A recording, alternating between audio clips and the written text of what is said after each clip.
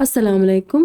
آپ کے اپنے چینل ناولس لائبریری میں آپ سب کا تہہ دل سے خوش آمدید کرتی ہوں۔ امید کرتی ہوں کہ آپ سب ٹھیک ہوں گے۔ الحمدللہ میں بھی ٹھیک ہوں۔ ہماری ناول کا نام ہے غم عشق کے حصار میں، مصنفہ عبیرہ حسن۔ بڑھتے ہیں ناول کی جانب۔ زرتاشا کے جانے کے بعد تینوں دلہا دلہن ڈائننگ روم میں چلے آئے۔ ارتضیٰ لایا کے ساتھ ہی تھا، ارکام اور ازراق بھی بیویوں کو لیے ساتھ ہی تھے۔ خفا خفا سے ازراق کے ساتھ خاموش اور بجھی ہوئی شال فی الحال اپنے اور مسٹر ماڈل کے بیچ کی سرد جنگ کو بھلائے اپنے ارتضیٰ بھیا اور بھابھی جان کے لیے پریشان تھی۔ اسے اس وقت لایا پر اتنا پیار آ رہا تھا کہ اس کا دل چاہ رہا تھا آگے بڑھ کر وہ اپنی پیاری سی بھابھی جان کا منہ چوم لے۔ یہ خیال خود ارتضیٰ کا بھی تھا، مگر وہ اس کی موجودگی میں اپنے خیال کا عملی جامہ نہیں پہنا سکتا تھا، لیکن ہاں مسلسل مسکراتی نہال ہوتی نظروں سے اپنی فائٹر جیٹ کو دیکھ ضرور رہا تھا، جو اس کے ساتھ ہی ڈائننگ روم میں پڑے صوفوں میں سے ایک پر بیٹھی تھی۔ افا اور اشال بھی لایا کے ساتھ تھی، جبکہ ارکام کچھ دور ایلین کے ساتھ تھا اور ازراق، سارم، سب لوگ سامنے کھڑے تھے۔ افا بھی اس وقت ارکام کے آج کے رویے کو بلائے علاء اور ارتضیٰ کے اس نئے معاملے میں الجھ گئی تھی۔ البتہ ارکام بھائی کے اس نئے جھگڑے میں بھی اپنے مسئلے کو لے کر پریشان تھا۔ بے شک ایلین نے کسی کو ان دونوں کے متعلق کچھ نہیں بتایا تھا، مگر آگے بھی وہ خاموش رہتی اس کی کوئی گارنٹی نہیں تھی۔ یہ بھی سچ تھا کہ ایلین کے ساتھ اس کا رشتہ کبھی اس طرح کا نہیں رہا تھا جس طرح کا اس کی باقی گرل فرینڈز کے ساتھ تھا، بلکہ وہ تو ایلین کے تھوڑا سا قریب بھی صرف 2-3 بار ہی گیا تھا، مگر پھر بھی وہ نہیں چاہتا تھا کہ اس بارے میں افا کو ذرا سی بھی بھنک لگے اور وہ ارکام سے بدگمان ہو جائے۔ اسی لیے ایلین کو جلد سے جلد یہاں سے روانہ کرنا چاہتا تھا، تبھی اس کا سارا دھیان ایلین کے حرکات و سکنات کی طرف لگا ہوا تھا۔ وہ کسی بھی طرح اسے جلد سے جلد واپس امریکہ بھیج دینا چاہتا تھا، اسی لیے وہ افا کے ساتھ ڈائننگ ہال میں جاتے ہی خود ایلین کی طرف بڑھ گیا تھا، جو مشل اور صحابیہ سے کچھ دیر پہلے کے تماشے کے بارے میں پوچھ رہی تھی۔ جبکہ اس نے ایلین کے ملنے کے بعد سے ہی افا کی طرف دیکھا تھا، نہ اس کے بجھے ہوئے انداز کو محسوس کیا تھا۔ اس نے تو یہ بھی نہیں سوچا تھا کہ گھر پر مذاق مذاق میں اس کی طرف سے شروع ہوا ناراضگی کا کھیل افا کی طرف سے طویل ترین ہوتا چلا گیا تھا۔ پہلے ارکام افا کے ساتھ مصنوعی ناراضگی کا ناٹک کر رہا تھا، مگر اب افا اس سے سنجیدگی سے خفا ہو چکی تھی۔ اسٹیج پر بھی مہمانوں سے ملنے کے دوران سوائے 1-2 چھوٹے موٹے رسمی جملوں کے ارکام کی اپنی بیوی سے بات تک نہیں ہوئی۔ افا سنجیدگی سے ارکام سے خفا تھی، مگر ارکام کو اس کی بھنک تک نہیں تھی۔ وہ تو شام سے ایلین کے حرکات اور سکنات نوٹ کرنے میں مصروف تھا۔ اب بھی ڈائننگ روم میں آنے کے بعد وہ افا کو علاء کے پاس بھیج کر خود ایلین کے پاس چلا آیا، جبکہ ارکام کو سامنے دیکھتے اس کے پاس بیٹھی صحابیہ اور مشل اٹھ کر اشال کے پاس چل گئی تھی۔ ادھر علاء اور ارتضیٰ کے پاس ایک کے بعد ایک مہمانوں کے بعد ارکم ملک اور ارحم ملک کے ساتھ ذوالفقار شاہ اور ساحر شیرازی بھی چلے آئے تھے۔ ان چاروں نے باری باری علاء کے اقدام کو سراہتے اسے دعائیں دی تھی۔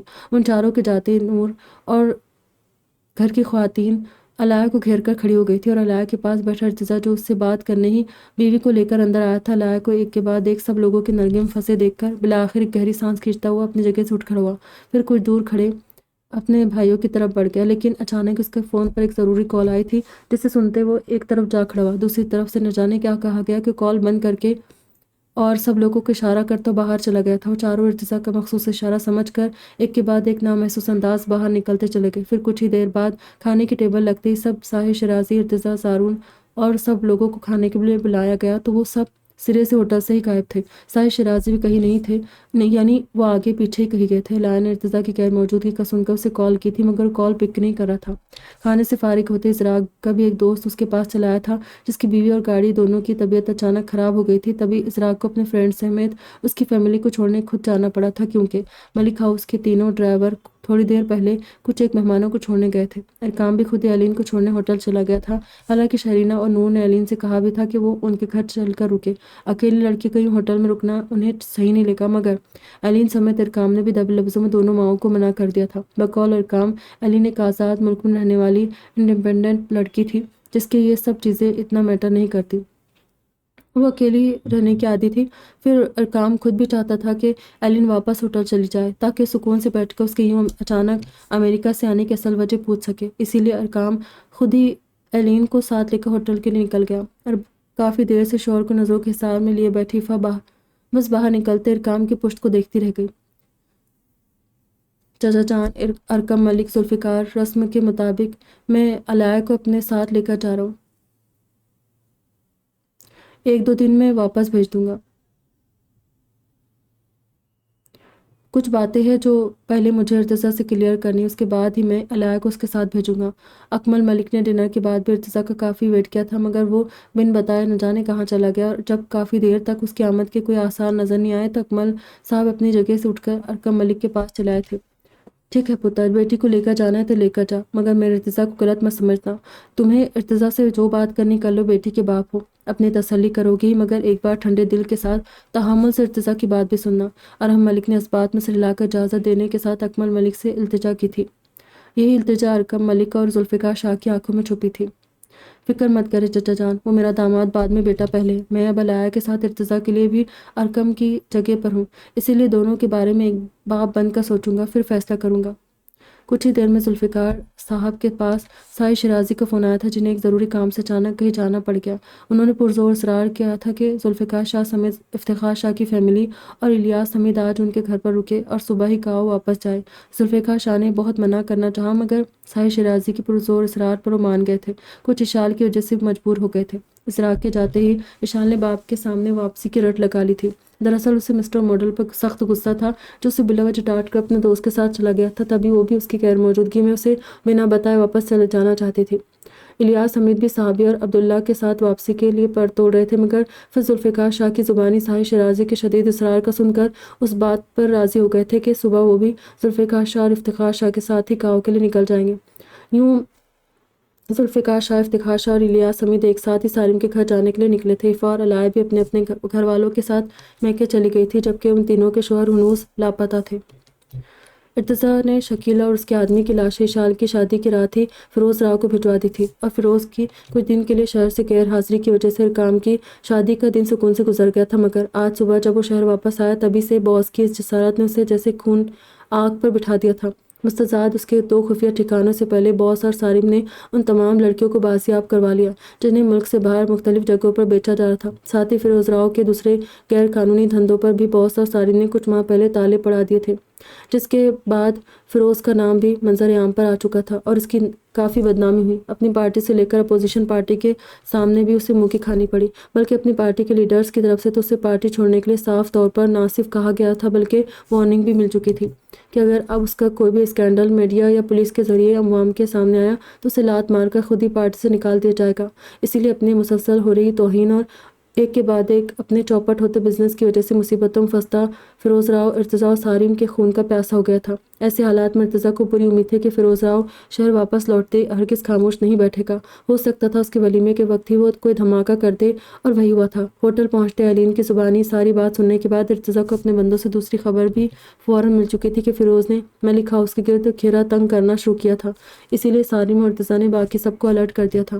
انہیں جو کرنا تھا سوچ سمجھ کر کرنا تھا، کیونکہ ملک ہاؤس ایک رہائشی علاقے میں واقع تھا اور آس پاس موجود گھروں کے لوگ پینک نہ ہو جائے، اسی لیے پوری پلاننگ کے ساتھ ہی ان لوگوں کو سارا کام کرنا تھا۔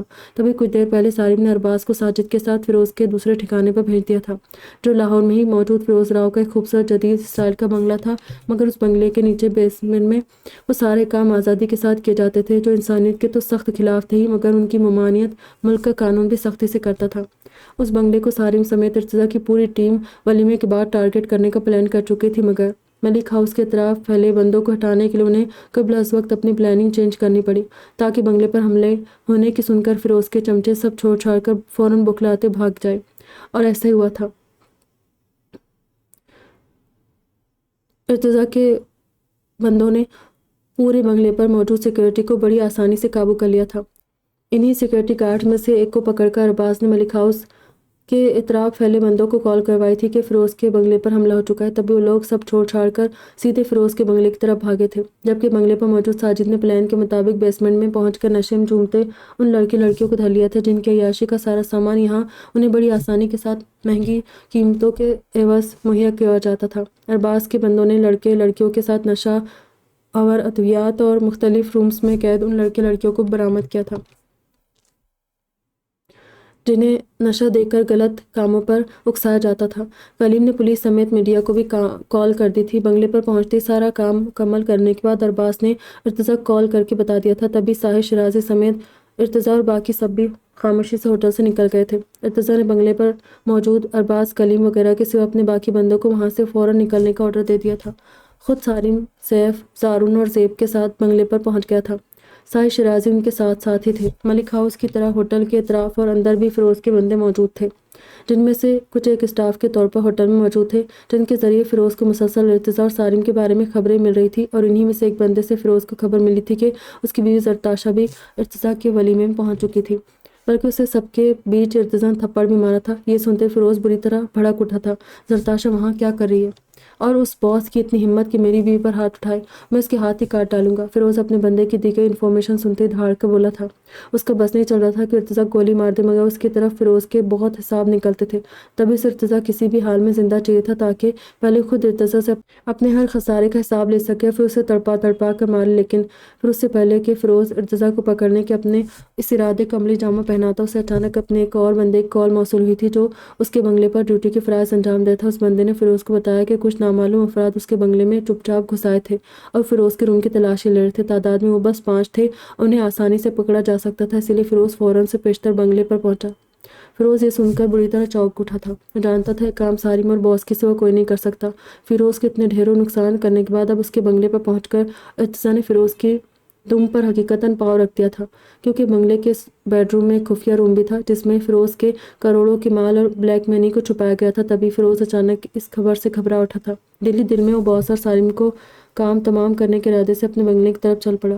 रास्ते भर इर्तिजा और सारिम को टॉर्चर करने के मुख्तलिफ तरीके सोचता रहा कि उसके लिए अब दर्द सर बने इन 2 बंदों को पकड़कर उनका सर कुचलना नागुज़ेर हो गया था, जबकि वो नहीं जानता था कि पकड़ सारिम और इर्तिजा की नहीं बल्कि खुद उसकी होने वाली थी।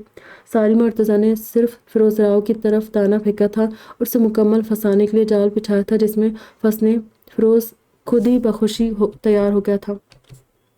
फिरोज को पुलिस और मीडिया के नरके में छोड़कर खुद खामोशी के साथ उसके बंगले के बेसमेंट से रास्ते से निकल आए थे। मीडिया के बंदे पूरे बंगले में शहद की मक्खियों की तरह फैल गए थे। पुलिस ने फिरोज के बंगले को फर्श से छत तक उधेड़ना शुरू कर दिया था। सारे सबूतों की एक एक कॉपी साहिर शराजी और इर्तिजा पुलिस और मीडिया को मुहैया करवा चुके थे, जबकि बाकी ओरिजिनल सबूत उनके पास महफूज थे। अब फिरोज का बच पाना नामुमकिनात में से था। अगर वो पुलिस से बचने की कोशिश करता तो अपोजिशन पार्टी से नहीं छोड़ती। अगर किसी तरह उन दोनों की पकड़ से बचाता तो इर्तिजा साहिर शराजी से दूसरा सांस लेने नहीं देते। लेकिन फिलहाल के लिए उन्हें ऊपर से ऑर्डर मिल चुके थे कि फिरोज को कानून के सामने पेश करना था। तभी उन्होंने अपनी गन को हॉस्टल से बाहर नहीं निकाला था और एक मौका कानून को दे दिया था। लेकिन अगर कानून फिरोज को सज़ा नहीं देता तो इसका फैसला साहिर शराजी और इर्तिजा की अदालत में होता, यानी फिरोज का किस्सा तो तमाम हो ही चुका था और जरताशा भी उसकी लपेट में आ चुकी थी। उसको भी होटल से निकलने के बाद ही उठवा लिया गया था। फिरोज को कानून की पकड़ से और जरताशा को इर्तिजा के अपताप से कोई नहीं बचा सकता था। दोनों मियाँ बीवी इर्तिजा के बड़े दुश्मनों में शामिल थे, जिनमें से एक अपने अंजाम तक पहुंचने वाला था और दूसरे को इर्तिजा के हाथों अभी अंजाम पर पहुंचना था। सारे काम से खामोशी से फारिग होकर वो सब एक गाड़ी में बैठे वापस जा रहे थे। क्या तुम्हें पता है कि वलीमे के बाद मकालवे की एक रस्म होती है, जिसमें वलीमा होते ही लड़की अपने घर जाती है। तुम यहाँ ड्यूटियाँ भुगता रहे हो और इधर तुम्हारी बीवी शदीद गुस्से में होटल से घर जा चुकी है। वैसे ये एक तरह से अच्छा ही है। अब हफ्ता भर तुम सुकून से अपने काम पर फोकस कर सकोगे और मैं भी सब कुछ तुम्हारे हवाले करके सियालकोट चला जाऊंगा। ड्राइविंग करते इर्तिजा के सर पर उसके पास बैठे साहिर शराजी ने अचानक धमाका किया था, जो उनकी बात सुनकर हकीकतन उछल पड़ा था। यानी अलाया 1 हफ्ते के लिए उससे दूर चली गई। उसके बिना 1 हफ्ता कैसे रहेगा? नहीं, बिल्कुल नहीं। वाट? आपसे किसने कहा? वो मुझसे पूछे बिना इतने दिन के लिए अपने घर चली गई, बल्कि पूछना तो दूर मुझे बताया भी नहीं। इर्तिजा ने गुस्से से स्ट्रिंग पर हाथ मारा था और उसके झुंझलाहट पर पीछे बैठे जारून, सैफ और ज़ेब के दांत बाहर निकलने लगे थे, जबकि सारिम ने खामोश रहने पर इत्तेफाक किया। तो इसमें भड़कने की क्या जरूरत है? रस्म में भैया और फिर उसके बाप का घर है, वो जब दिल चाहे जाए आए। अब तुम इतने जालिम तो हरगिज़ नहीं हो सकते कि बीवी पर उसके घर वालों से मिलने के लिए भी पहरे बिठा दो। उसकी हालत से हिज उठाते हुए साहिर शराजी ने कहा, पहरे नहीं बिठा रहा, मगर वो मेरे आने तक वेट तो कर सकती थी। जब सब ने डिसाइड कर लिया था तो मेरे रोकने पर कौन सा रुक जाना था उसने? पापा ने मुझे कॉल नहीं की। इर्तिजा दोबारा से बिगड़े चतुनों के साथ बोला था। कितना दिल था उसका कि यहाँ से जाकर अपने बेडरूम में अलाया के पास रहे, उसके हसीन रूप को अपनी नज़रों के रास्ते दिल में उतारे, उसकी तारीफ करे, उसे सराहेगा। वो जो आज दिखने में जिस कदर हसीन लग रही थी, उसने काम उससे बढ़कर अच्छा और खूब किया था, मगर उस जालिम लड़की उसके जज्बात का खून करके बिना उसे बताए चली गई। अच्छा ठीक है, अब तो चली गई तो तुम ना गम करो, मैं कुछ दिखाता हूँ बल्कि सुनाता हूँ तुम्हें। हो सकता है सुनकर तुम्हारा गम कुछ हल्का हो जाए। साहिर शराजी ने गला खनका कर इर्तिजा का फ़ोन अपने कुर्ते ही के पॉकेट से निकाला था और इर्तिजा उनके हाथ में अपना पर्सनल फ़ोन देखते शॉक्ड रह गया था। उसका फ़ोन तो उसके पास था, फिर साहिर शराजी के पास कैसे पहुँचा? हैरान मत हो, भागते हुए तुम्हारी पॉकेट से गिर गया था तो मैंने उठा लिया। फिर उस पर किसी फाइटर जेट की 12 मिस कॉल देखे, बस वही चेक कर रहा था कि तभी उसके तुम्हारे लिए एक के बाद एक पैगाम आने लगे, तो मैंने वो भी देख लिए कि कौन इतना बेकरार है तुमसे बात करने को। तब राज खुला कि ये फाइटर जेट कोई और नहीं बल्कि तुम्हारी बीवी। उसने इन पैगामात में तुम्हें अपने जाने के मुतालिक बताया हुआ था, मगर सबसे खूबसूरत आखिरी पैगाम था जिसे सुनकर तुम्हारा दिल बहुत खुश होगा। साहिर शराजी ने इर्तिज़ा का व्हाट्सएप ऑन कर लिया था। जबकि इर्तिज़ा की ज़िंदगी में पहली बार अपने पर्सनल फ़ोन को लॉक ना करने पर अफसोस हुआ था, तभी शदीद बेबसी के एहसास के ज़ेर असर उसने मुल्तजी नज़रों से साहिर शराजी को देखा, मगर वो उसकी तरफ मुतवज्जो नहीं थे बल्कि ज़ेर लब मुस्कुराते हुए स्क्रीन को देख रहे थे। साहिर शराजी की जगह कोई और ये हरकत करता तो इर्तिज़ा ना सिर्फ पहली फुर्सत मुकाबिल के हाथ से अपना फ़ोन छीन सकता था, बल्कि इस बदतमीज़ी पर उसका मुंह भी तोड़ चुका होता। मगर असल सितम तो यही था कि उसके मुकाबले उसके भाई या कोई गैर शख्स नहीं बल्कि साहिर शराजी थे, जिनके हाथ से वो ना अपना फ़ोन छीन सकता था और ना ही उनको चुप करवा सकता था। और वो ये भी अच्छी तरह जानता था कि किसी किस्म का रिस्पॉन्ड ना करने पर अलायंस के नाम किस किस्म के पैगाम भेजे होंगे। उस्ताद मोहतरम, जितनी जलील हरकतें तुम्हारी है ना, उनको देखते हुए तुमसे हमदर्दी करना ही बेकार है। बिला वजह मैंने उस सरताशा को थप्पड़ मारा। उसने सही किया था कि सबके बीच रच के तुम्हारी बेइज्जती की। काश उस वक्त मेरे बजाय दादा जान को जोश आता और वो भी भरे मजमे में तुम्हारी जूतों से खैर लेते। खैर छोड़ो, छोड़ूंगी तो मैं भी नहीं। एक बार मेरे सामने आ जाओ, बिना किसी का लिहाज के तुम्हारा मुंह ना तोड़ दिया तो मेरा नाम भी अलाया नहीं। जिंदगी भर याद करोगे। बहुत दिन हो गए तुम्हें डोज दिए हुए, अब आना मुझे लेने, फिर पूछूंगी। साहिर शराजी बआवाज़ बुलंद पढ़ ही रहे थे कि इर्तिज़ा ने तड़प कर जोर से गाड़ी को ब्रेक लगाए। डैड, दे मेरा फ़ोन। क्या आपको नहीं पता कि किसी के पर्सनल मैसेजेस पढ़ना कितनी बड़ी गैर इखलाकी हरकत है? मुझे मेरा फ़ोन दे। हद हो गई यार, मियाँ बीवी की पर्सनल चैट कोई पढ़ता है क्या? वो सख्त झुल्ला कर साहिर शराजी को फ़ोन मांगने लगा। पीछे से उसके भाइयों की हंसी, दबी दबी हंसी अलग उसका दिल जला रही थी। तभी उसने गर्दन घुमाकर एक जलाली नज़र उन तीनों पर डाली, जबकि सारिम लब भेजकर अपनी मुस्कुराहट छुपाया था। उनके बेचारे बॉस पर ये वक्त भी आना था जिस बंदे का उन सब पर इस कदर रौब व दबदबा था कि इर्तिज़ा की आंख के इशारे से वो सब पहलवान एक लाइन में हाथ बांधकर खड़े हो जाते थे। उसी इर्तिज़ा को उसकी छटाक भर की बीवी खुलेआम सिर्फ धमकियाँ ही नहीं देती थी बल्कि बवक्त ज़रूरत उसकी धुलाई करने से भी नहीं चौंकती थी। लो, मैंने मियाँ बीवी की चैट कब पढ़ी? ये तो तुम्हारी फाइटर जेट ने अपने उस्ताद मोहतरम को इज्जत से नवाजते बेहद खूबसूरत अंदाज में धमकाए। इसमें क्या पर्सनल है? हाँ, कोई खूबसूरत दिली जज्बात की तर्जुमानी करती शायरी होती है, तड़कता भड़कता इजहार मोहब्बत होता, तो मैं मियाँ बीवी की पर्सनल चैट बिल्कुल नहीं पढ़ता और अपनी गुनहगार आंखों को फ़ौरन बंद कर लेता। साहिर शराजी ने कहते शराफत इर्तिज़ा का फ़ोन उसके हाथ में थमा दिया था। दिली जज्बात? मेरी बीवी के दिली जज्बात पढ़ तो लिया आपने, बस इनको ही उसका इजहार मोहब्बत समझ ले। इर्तिज़ा ने भुना कर बोलते अपने फ़ोन को घुरा जैसे वो फ़ोन ने बजाते खुद अलाया हो, मगर फिर अलाया की धमकी और अपनी बेबसी याद आती उसने फ़ौरन एक सॉरी का मैसेज उससे सेंड करते गाड़ी स्टार्ट कर दी थी। बिल्कुल बहुत ही खूबसूरत तरीके से इजहार किया है उसने अपनी मोहब्बत का। मैं उसको एक यूनिक स्टाइल के इजहार पर दाद ज़रूर दूंगा। वैसे इर्तिज़ा, तुमने सोचा कि इन पैगामात को अगर मेरे बजाय भाई जी पढ़ लेते तो उनका क्या रिएक्शन होता? मुझे लगता है, बल्कि पूरा यकीन है कि वो ये पढ़कर सबसे पहले तो अपने अखाड़े को आग लगाते और फिर अपने शागिर्दों को खुदकुशी करने का हुक्म दे डालते। तुम्हें वाकई शुक्र करना चाहिए।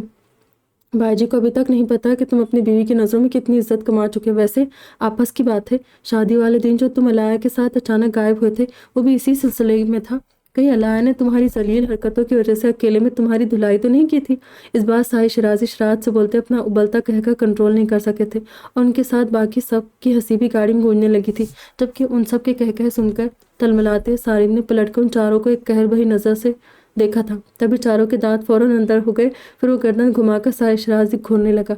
उड़ा ले मजाक, मेरा भी वक्त आएगा, बल्कि वक्त तो अभी भी मेरे हाथ में है। आपकी बीवी पूरी तरह मेरी मुट्ठी में है। जिस हिसाब से जितने दिन आप घर से फरार रहते ना, मेरी बस एक कॉल करने की देर है, आपका घर में दाखिला भी ममनू करार दे दिया जाएगा। इसलिए मेरी बीवी के इजहार मोहब्बत पर इतना खुश मत हो और अपनी खैर मनाए। इर्तिज़ा का भड़कता धमकाता लहजा गवाह था कि वो इस वक्त वाकई अंगारों पर लौट रहा है। उफ, मेरा मासूम बच्चा बीवी के हाथों बेइज्जत हुआ है और बदला बाप से ले रहा है। ये तो खुला जुल्म है। साहिर शराजी का बज़ाहिर हमदर्दी जताता लहजा भी फुल तपाने वाला था। तब इर्तिज़ा ने दांत पिसते हुए गाड़ी की स्पीड खतरनाक हद तक तेज़ कर दी थी और पीछे बैठे उन चारों के साथ साहिर शराजी ने भी दहल कर आंखें बंद कर ली थी। इर्तिज़ा, तुम्हारे हाथ में प्लेन का कंट्रोल व्हील नहीं है मेरी जान, ये गाड़ी का स्टीयरिंग व्हील है और इस गाड़ी में तुम्हारे सिवा मैं शादीशुदा बंदा हूँ। मेरे ज़ेब की शादी हो चुकी है, मेरे सारी में ज़ारून की होने वाली है। इसी सिलसिले में घर जाकर मैंने रियाज भाईजी से भी मिलना है। सारिम की शादी की تاریخ پر بات کرنی ہے، پھر سیالکوٹ جانا ہے، تمہارے مما سے جوتے کھانے ہیں، میرا مطلب ان سے بھی تو بات کرنی ہے، اپنے سیف کو بھی ٹھکانے لگانے، ابھی بہت سے کام پینڈنگ ہیں، تم کیوں ہم سب کی زندگی کے دشمن بن بیٹھے ہو؟ اسپیڈ کم کرو بیٹا، تاکہ ہم صحیح سلامت اپنی بیویوں کے پاس پہنچ سکے۔ سائے شیرازی کی ملتجی آواز پر ارتضیٰ نے لب بھیج کر مسکراہٹ چھپا لی تھی۔ اسپیڈ اب بھی طوفانی ہی تھی۔ بھیا مجھ پر تو رحم کرے، میری اچانک کی شادی کو ویسے میرے بڑوں نے نظر لگا لگا کر ڈینجر زون میں لا کھڑا کیا ہے، اب آپ بھی ان سب کے ساتھ شامل ہو گئے، پلیز مجھ معصوم پر ترس کھائیں، میری شادی کو بس ایک ہی دن ہوا ہے۔ زیب نے بھی دہائی دیتے ہوئے کہا تو ارتضیٰ سے تھا، مگر اس کی نظریں اپنے سامنے بیٹھے زارون اور سارین پر ٹکی تھی، جو اس کی بات سن کر برہمی سے اسے گھورنے لگے تھے۔ جبکہ ارتضیٰ نے بھائی کی التجا پر اسپیڈ سلو کر لی۔ یہ کس کو کہا تم نے؟ کس کی نظر لگی تھی تمہیں؟ ہاں، تم نے مجھے تانے دیا ہے؟ زارون نے تب کر زیب کا گلا پکڑ لیا۔ میری مجال کہ میں آپ کو تانے دے سکوں، میں تو عزیر بھیا اور سارم بھیا کو کہہ رہا تھا۔ زیب نے اپنے گردن چھڑانے کی کوشش کرتے پھنسی پھنسی آواز میں کہا، بنا سوچے کہ زارون سے بچ کر وہ اب سارم سے پنگا لے چکا ہے۔ تبھی زارون کے گردن چھوڑنے پر ابھی زیب نے اپنا بگڑا ہوا تنفس بحال بھی نہیں کیا تھا کہ سارم نے فوراً جھپٹ کر زیب کی گردن دبوچ لی تھی۔ واہ بیٹا، مینکی کو بار بار زکام ہو رہا ہے، میں تم جیسے چلگو کو نظر لگاؤں گا؟ ایک عدد بیوی کے اکلوتے شوہر، مجھ سے پنگے مت لینا، ورنہ کل ہی بابا کے ساتھ تمہاری بیوی کو حویلی اور تمہیں 6 مہینے کے لیے کراچی روانہ کر کے سچ مچ ڈینجر زون میں پہنچا دوں گا، پھر اکیلے بیٹھ کر روتے رہنا اور پیٹتے رہنا لکیر، تب پتہ چلے گا کہ نظر لگنے کا اصل مطلب کیا ہوتا ہے۔ سارن کے توانا ہاتھوں میں پھنسی زیب کی نازک گردن واقعی ٹوٹ کر گری پڑتی اگر گاڑی میں گونجتی ارتضیٰ کی سنجیدہ تنبیہ آواز سن کر۔ سارم زیب کی گردن چھوڑ کر واپس اپنی جگہ نہ بیٹھتا۔ آپ سب انسان کے روپ میں واقعی جلاد پہلوان ہیں، شکر ہے اللہ نے مجھے آپ جیسا کٹا نہیں بلکہ بہت خوبصورت نرم و نازک سا دل دے کر اس دنیا میں بھیجا ہے، اور مجھے دھمکیاں دینے سے پہلے سوچ لے کہ آپ لوگوں کی نائیاں ابھی بیچ مجھدھار میں ڈول رہی ہیں۔ میرے گلے پر ہاتھ ڈال کر آپ نے اچھا نہیں کیا۔ اب دیکھیں، دونوں کی شادی ہونے سے پہلے طلاق نہ کروائی تو کہنا، آج کے آج ہی زورین کے ذریعے پیغام پہنچاؤں گا مس صحابیہ الیاس کو کہ آپ انہیں کس خوبصورت نام سے یاد کرتے ہیں، اور مشل بھابی کو بتاؤں گا کہ آج ریسکیو میں آپ نے بہانے سے کتنی ہی لڑکیوں کو اپنی گود میں اٹھا کر باہر تک پہنچایا تھا، دیکھی گئے سنتے ہوئے کیسے بلاسٹ ہوں گی۔ زیب نے اپنی سانس بحال کرتے ہوئے سامنے بیٹھے سارم اور زارون کے کان میں گھس کر دھمکی بھری سرگوشی کی تھی۔ یہ الگ بات کہ اس کی سرگوشی سے زارون اور سارم کے ساتھ باقی سب بھی مستفید ہوئے تھے۔ نتیجتاً ایک بار پھر پچھلی سیٹوں پر جنگ شروع ہو چکی تھی۔ سیف نے اپنے پاس بیٹھے زیب کی پشت کو دیکھ کر تعصب سے سر ہلایا تھا کہ وہ جان بوجھ کر ان ظالم پہلوانوں سے پنگے لے چکا تھا۔ تب اس نے لڑتے بھڑتے زیب پر 2 حروف بھیجتے اپنے فون کے ساتھ کنیکٹڈ بلوٹوتھ کو آن کر کے سانگ لگائے تھے، اور خود سیٹ پر سر ٹکا کر میوزک انجوائے کرنے لگا تھا، جبکہ اگلی سیٹ پر بیٹھے مسکراتے سائے شیرازی کے ساتھ ارتضیٰ نے بھی گاڑی تیزی سے دوڑانی شروع کی تھی۔ اسے جلد سے جلد اب ان سب کو گھر پہنچا کر اپنی فائٹر جیٹ سے ملنے جانا تھا، تاکہ اس کا بگڑا موڈ بحال کر کے اپنی جان سے پیاری الایہ کو بتا سکے کہ ارتضیٰ جو پہلے صرف الایہ کی محبت اس کے عشق میں پاگل تھا، آج وقت پڑنے پر الایہ کے ساتھ اور بھروسے نے ارتضیٰ ملک کو بن داموں کے خرید لیا تھا۔ ولیمہ نمٹتے ہی وہ سب سائے شیرازی کے گھر چلے آئے تھے۔ گھر کیا تھا، پورا محل تھا جس کا یونیک انٹیریئر اسے بے حد خوبصورت بناتا تھا۔ مشل نے گھر میں قدم رکھتے ہی فوراً صحابیہ کے کندھے پر ٹوکا دیا تھا کہ یہ اس قدر خوبصورت محل اس کی ہونے والی سسرال تھا۔ صحابیہ شام کو تو بس دروازے سے ہی واپس پلٹ گئی تھی، مگر اب اس نے اندر سے اس قدر خوبصورت بنگلے کو دیکھا اور اس کی نگاہوں میں واضح ستائشی چمک پھیل گئی تھی۔ وہ گھوم گھوم کر چاروں اور سے بنگلہ دیکھ رہی تھی۔ انیلا کو بھی عبداللہ کی وجہ سے اسماعیل، افراہیم اور سمیر کے ساتھ یہیں آنا پڑا۔ سب بڑے باہر ڈرائنگ روم میں آ بیٹھے تھے، جبکہ اشال کو ہوٹل میں انیلا سے پتہ چل چکا تھا کہ اس کے سامان کا ایک بیگ تیار کر کے حفصہ بیگم پہلی گاڑی میں رکھوا چکی تھی۔ زورین سمیت مشل کا بیگ بھی گاڑی میں پڑا تھا۔ تبھی ان سب نے گھر آتے ہی سب سے پہلا کام اپنے بیگز گاڑی سے منگوانے کا کیا۔ پھر مشل، صحابیہ اور اشال اوپر کی طرف ایک لائن سے بنے رومز میں سے ایک لگژری روم میں چلی آئی، جہاں سرونٹ انہیں چھوڑ کر گیا تھا۔ ان سب کے آتے ہی سرونٹس نے ان کے آرام کے لیے رومز کھول دیے تھے، مگر تمام بزرگ لوگ سونے جانے کی بجائے میڈ سے چائے کی فرمائش کر کے ڈرائنگ روم میں بیٹھ گئے تھے۔ وہ سب ابھی سائے شیرازی کے آنے کا ویٹ کر رہے تھے۔ جبکہ اوپر وہ چاروں روم میں پہنچتی فوراً ایک کے بعد ایک چینج کرنے جانے لگی۔ سب سے پہلے مشل چینج کرنے اندر باتھ روم میں گھسی تھی، اس کے بعد صحابیہ اور پھر اشال۔ ہم تمہارے اور مشل آپی کے ساتھ ہی روم شیئر کر لیں گے اشال، گھر پر بھی ہم اپنے روم میں زینب کو ساتھ ہی رکھتے ہیں، اکیلے روم میں ہم سے نہیں سویا جاتا۔ صحابیہ نے اپنا نقاب ہٹا کر حجاب کھولتے اشال سے کہا، جو خود بھی اس ڈریس میں غیر آرام دہ हालत में बैठी थी। ज़ोरीन भी इशाल के पास ही खामोशी से बुझे बुझे अंदाज में बैठी बेड पर आड़ी तिरछी लकीरें खींच रही थी। हाँ, मैं भी यही कहने वाली थी। हम रूम शेयर करेंगे और बहुत सारी बातें भी करेंगे। ज़ोरीन भाभी, आप भी हमारे साथ रुक जाए। ज़ेब भैया का अब तक तो कोई पता नहीं, क्या पता भी आए कि सुबह, इसीलिए आप भी हमारे साथ एंजॉय करें। मैं तो इफ़ा अलाया भाभी जान को भी मिस कर रही हूँ सच्ची, लेकिन कोई बात नहीं, एक हफ्ता उन्हें भी एंजॉय करने दे और मैं भी हवेली पहुँच कर कुछ करूँ या ना करूँ, मगर सुकून से कुछ दिन अपनी नींद पूरी करूँगी। कसम से एक के बाद एक इन शादियों ने सख्त थका डाला है। सारी थकावट दूर करके अच्छी तरह माइंड रिफ्रेश करके वापस आऊँगी। मज़े ही मज़े है इशाल।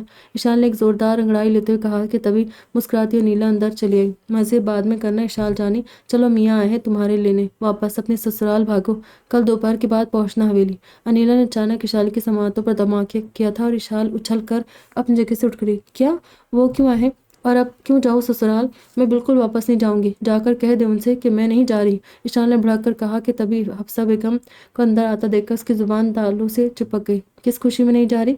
कल जर के कुछ दोस्तों ने शादी की खुशी में तुम दोनों के आजाज में होटल में दावत रखी है। तूने बाप के सामने आने की इतनी जल्दी मचाई कि जर बेचारे के आने से पहले हमें वापसी के लिए निकलना पड़ा। उसके सामने आते तो बात क्लियर हो जाती ना, उसे इतनी रात को भाग दौड़ करनी पड़ती। बहरहाल चल, अब जल्दी से वो नीचे इंतजार कर रहे हैं। अनिला, इसका बैग उठाओ और नीचे चलो। हफ्सा बेगम के दो टोक अंदाज पर इशाल ने रूहां से अंदाज में उन्हें देखा था। मिशल भी इस दौरान चेंज करके बाहर आ चुकी थी और उसने हफ्सा बेगम की बात भी सुन ली थी। मगर अम्मा, दावत में वो खुद चले जाएंगे, उनके दोस्तों के बीच मेरा क्या काम? अभी तो आई हूँ और अभी वापस भी चली जाऊँ? इशाल को वाकई इस वक्त खुद पर बेहद तरस आया था। उसकी सारी प्लानिंग धरी की धरी रह गई थी। इशाल, दावत दोस्तों की फैमिली समेत है, अकेले दोस्तों के सामने जर तुम्हें क्यों ले जाएगा? उसके दोस्तों की बीवियाँ भी आ रही है, कपल्स पार्टी है, तो तुम्हारा होना भी तो ज़रूरी है ना। दावत के बाद जर तुम्हें खुद गाँव ले आएगा, फिक्र मत करो, बस आज की ही तो बात है। इशाल के आनाकानी करने पर हफ्सा बेगम उससे कड़े तेवर से घूरने लगी थी। तभी माँ के बिगड़े तेवर देखकर नीला ने इशाल को समझाते कहा और खुद आगे बढ़कर इशाल का बैग और पर्स उठा लिया था। इशाल खामोशी से मरे मरे कदमों के साथ उसकी तकलीद में चलती बाहर आ गई। उसने पीछे खड़ी अपने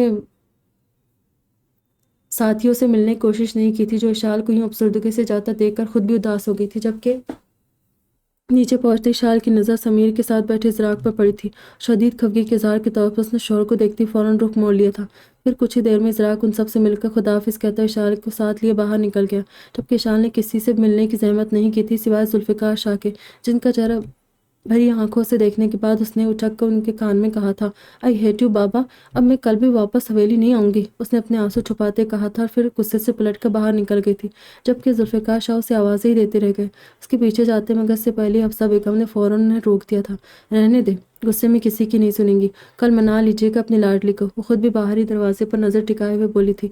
उनके दिल में भी कहीं ना कहीं मलाल था कि शाल उससे खफा सी चली गई। जबकि शाल जो बाहर आती बिना इज़राक से बात किए फ़ौरन गाड़ी की तरफ बढ़ गई थी। उसने आगे बैठने के बजाय पिछली सीट का इंतखाब किया और पिछला दरवाज़ा खोलकर बैठने लगी कि इज़राक ने लपक कर उसका हाथ थामा था और उसके लिए अगला दरवाज़ा खोल दिया। शोफर नहीं हूँ तुम्हारा जो पीछे बैठे हो, आगे मेरे साथ बैठो। उसके बाजू पर गिरफ्त मजबूत करते हुए सख्त लहजे में बोला, मैं क्यों बैठूँ आगे जब आपको मुझसे बात ही नहीं करनी? अंदर बैठो खामोशी से, सीन क्रिएट मत करो वरना मुझे फुप्पू को सब बताना पड़ेगा। इज़राक ने उसकी खूबसूरत बरहम निगाहों को देखते हुए कहा, मुझे धमकियाँ ना दे, धमकाना मुझे भी आता है। कहना है तो कहते जाकर अम्मा से, फिर मैं भी भैया को सब बता दूंगी कि शादी के बाद से मुसलसल आप मेरे साथ किस कदर सख्ती और बदतमीजी से पेश आ रहे। इशाल ने तलमिला कर जवाब दिया था। इस बार इशाल के जवाब ने इज़राक को सचमुच बरहम कर दिया था। तभी उसने इशाल के बाजू पर गिरफ्त सख्त करते उसे गाड़ी में धकेल कर जोरदार अंदाज में दरवाज़ा बंद किया और खुद ड्राइविंग सीट पर बैठकर गाड़ी स्टार्ट की। साथ ही बरहम निगाहों से अपने पास बैठी इशाल को देखा, जो गर्दन झुकाए खामोशी से अपने हाथों को घूर रही थी। अपनी बदतमीजी और सख्ती का ज़ाला शायद मैंने कल रात अच्छी तरह कर दिया था। उसके बाद मुझे इस बात का ताना क्यों दिया जा रहा है, ये मैं नहीं समझ सका। इशाल के झुके सर को देखते धीमी आवाज़ बोला। इससे अब खामोश बैठी इशाल का बुझा चेहरा देखा नहीं जा रहा था। तभी इसका लहजा इस बार कदर नरम था।